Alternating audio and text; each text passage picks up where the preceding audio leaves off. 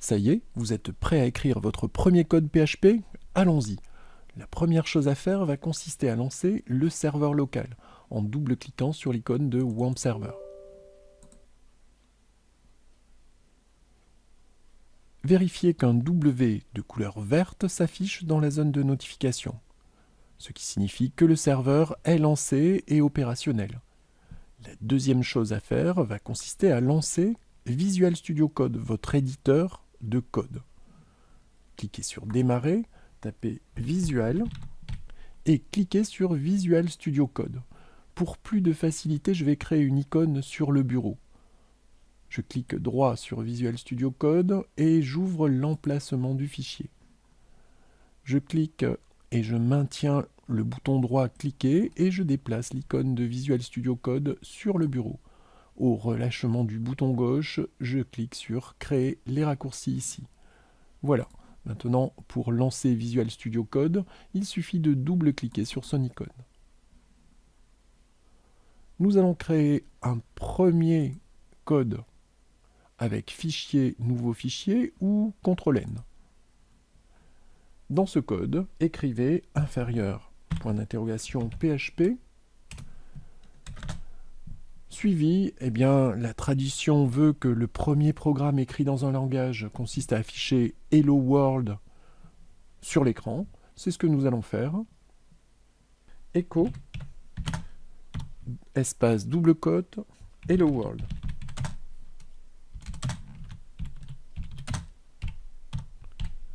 Et je ferme la balise PHP avec un point d'interrogation et un supérieur. Ce fichier doit être enregistré dans la racine du serveur local ou dans un de ses sous-dossiers.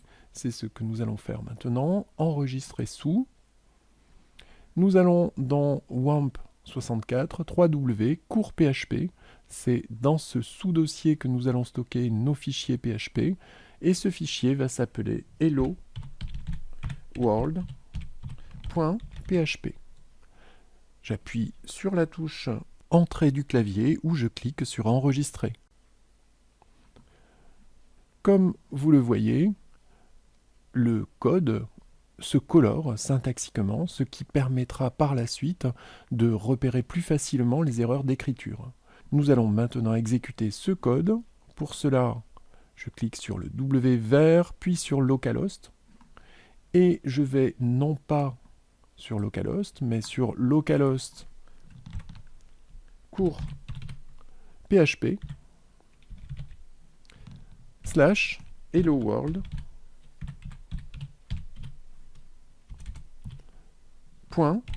.php.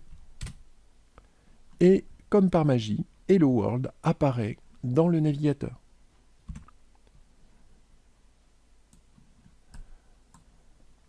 Vous voyez donc que l'instruction echo Hello World est capable d'afficher quelque chose dans le navigateur. Mais que se passe-t-il au niveau du client dans le navigateur? Pour le savoir, j'appuie sur la touche F12 du clavier pour lancer la console et je vais basculer sur l'onglet éléments pour voir ce qu'il y a dans le DOM.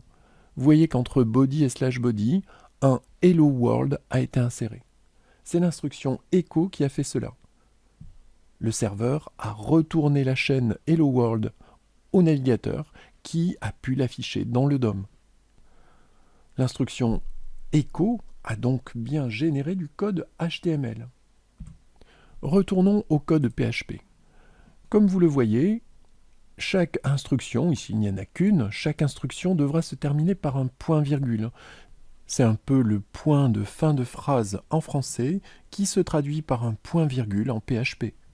Vous voyez aussi que les instructions PHP sont insérées dans une balise qui commence ici sur la première ligne et qui se termine sur la troisième.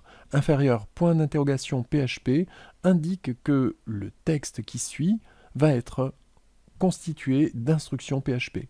Et point d'interrogation supérieur indique que c'est la fin du PHP.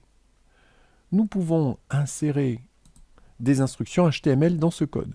Ici, par exemple, nous allons insérer une balise HTML H1, un titre H1, qui dit premier programme PHP. Je sauvegarde ce code avec fichier enregistré ou avec CTRL-S et je retourne ici dans le navigateur. Je ferme la console en cliquant sur la croix et j'appuie sur la touche F5 pour rafraîchir le contenu de la page. Vous voyez que le titre H1 apparaît bien au-dessus du Hello World. Appuyons à nouveau sur F12 pour voir ce qu'il se passe dans le DOM. Et basculons sur l'onglet Éléments. Comme vous voyez, ici, il y a bien le titre H1 suivi de la chaîne Hello World. C'est exactement ce que nous voulions. Il est donc possible de mélanger des instructions HTML et des instructions PHP. Vous pourriez également, entre les balises inférieures point d'interrogation PHP et point d'interrogation supérieur, insérer plusieurs lignes de PHP. Echo, une deuxième ligne.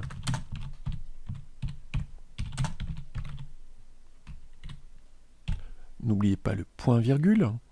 CTRL-S pour sauvegarder ce code. Et ici, je ferme la console et j'appuie sur F5.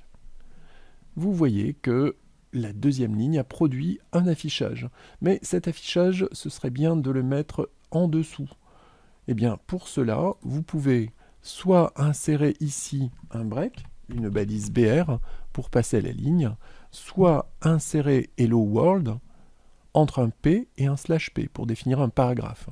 Voyons si ce code fonctionne. CTRL-S, et ici F5, effectivement, il y a un passage à la ligne. Si maintenant, je mets un P/P, P/P,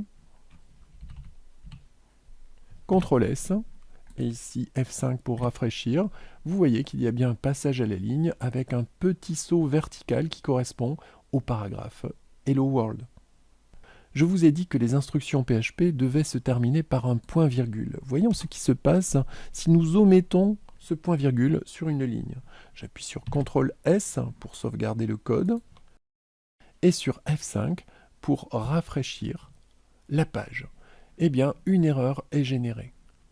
Vous voyez ici qu'il s'attend à trouver une virgule ou un point-virgule et on vous dit que le problème se situe ligne 4. Ligne 4, ici il y a un problème. En fait, le problème vient de juste avant.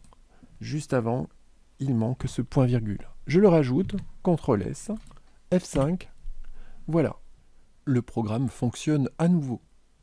Retenez de ce premier programme PHP que vous pouvez insérer une ou plusieurs instructions PHP entre les balises inférieures point d'interrogation PHP et point d'interrogation supérieur.